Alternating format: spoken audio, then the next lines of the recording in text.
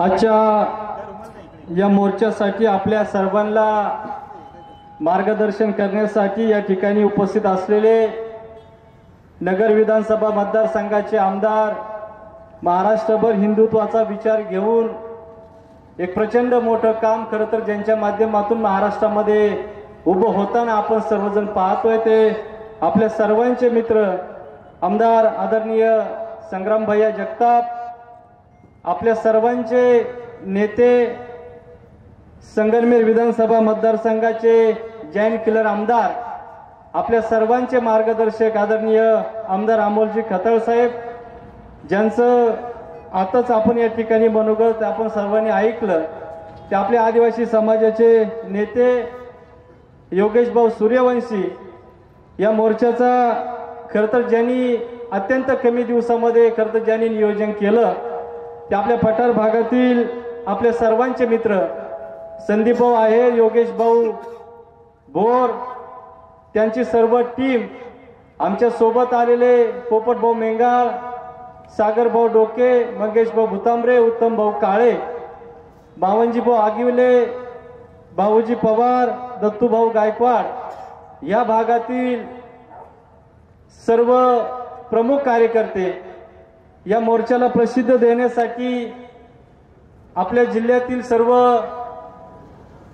पत्रकार, कायदा सुव्यवस्थेचा प्रश्न निर्माण होऊ नये म्हणून खरं तर ज्यांचं नेहमीच आपल्या सर्वांना या ठिकाणी सहकार्य लाभतं ते पोलीस प्रशासनातील या विभागातील सर्व पोलीस अधिकारी, आणि अत्यंत कमी दिवसामध्ये इतकं ऊन ताण सगळं असताना कालच खरं तर 1-2 दिवस झाले आपल्या सर्वांना आम्ही सर्वांनी निमंत्रित केलं आणि आपण सर्वांनी वेळात वेळ या ठिकाणी काढून आपण सर्वजण या ठिकाणी उपस्थित राहिला.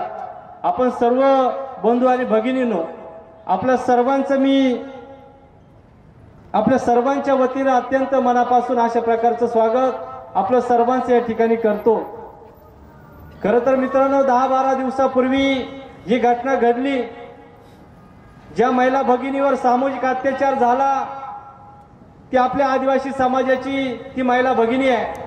परंतु आपण अभिनंदन या गोष्टीचं केलं पाहिजे की आपली आदिवासी समाजाची भगिनी असताना देखील सुद्धा हिंदू समाजाला हिंदू विचाराला मानणारे लोक, हिंदू बांधव आपले सर्वजण एकत्र आले आणि त्यांनी सांगितलं की आम्हाला आपल्या बहिणीला न्याय द्यायचा आहे, हा मोर्चा आपल्याला या ठिकाणी आयोजित करायचा आहे आणि म्हणून आपण देखील सुद्धा मोठ्या संख्येने आलं पाहिजे, अशी भूमिका खरं तर हिंदुत्ववादी संघटनांनी या ठिकाणी घेतली ना. आजचा मोर्चा या घारगावमध्ये आपण सर्वजण करतोय.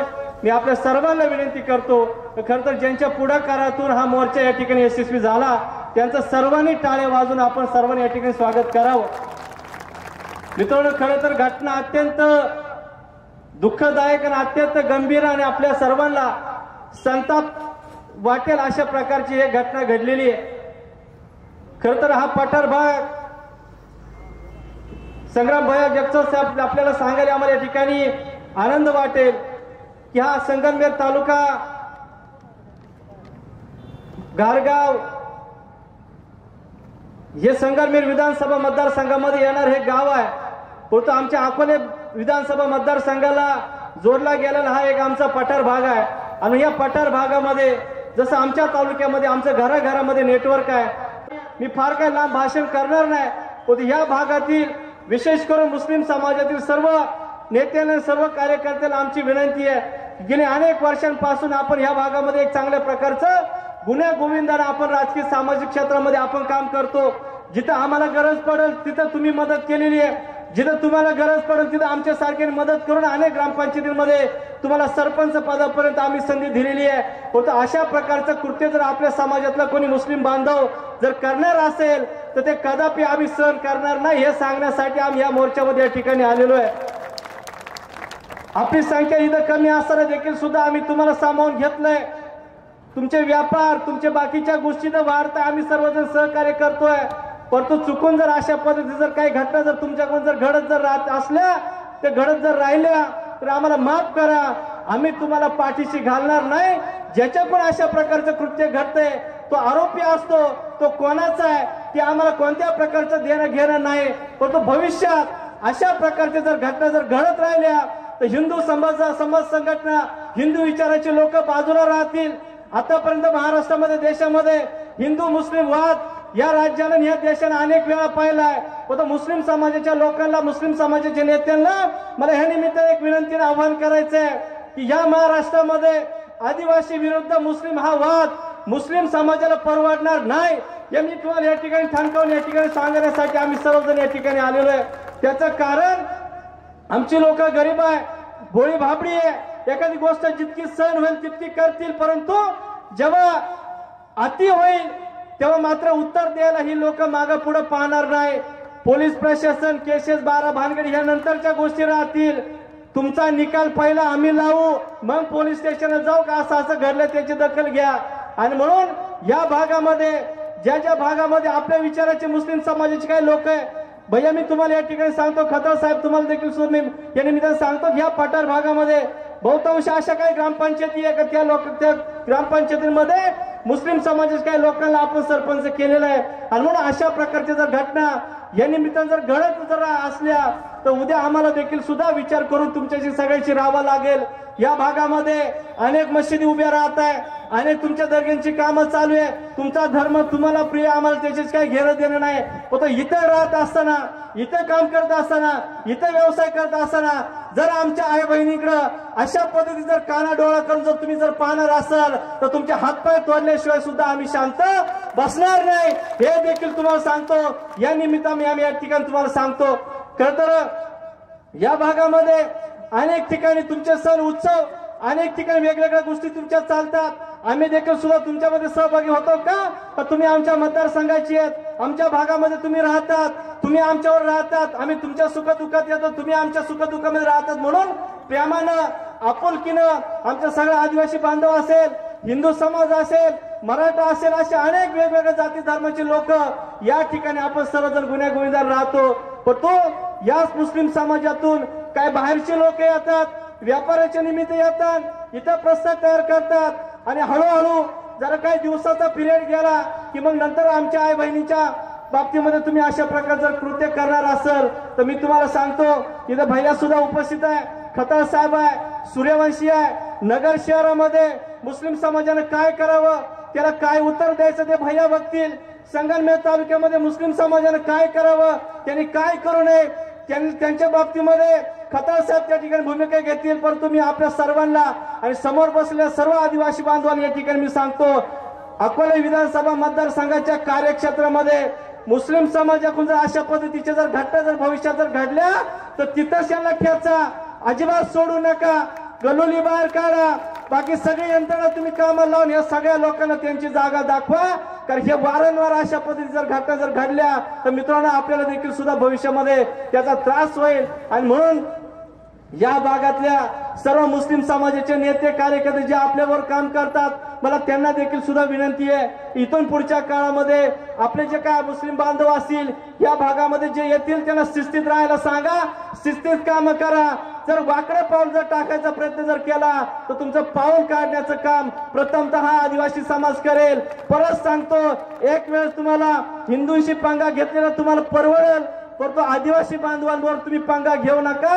रात्रीचं घुसून तुम्हाला घराघरांमध्ये शोधून काढतील इतकी मोठी ताकद या पठार भागामध्ये आमच्या आदिवासी बांधवांची या ठिकाणी आहे. तुम्ही जिथं राहतात तुमच्या आजूबाजूला 100 घरं आदिवासी समाजाचे राहतात. त्याच्यामुळं या सगळ्या गोष्टी करताना विचारपूर्वक करा.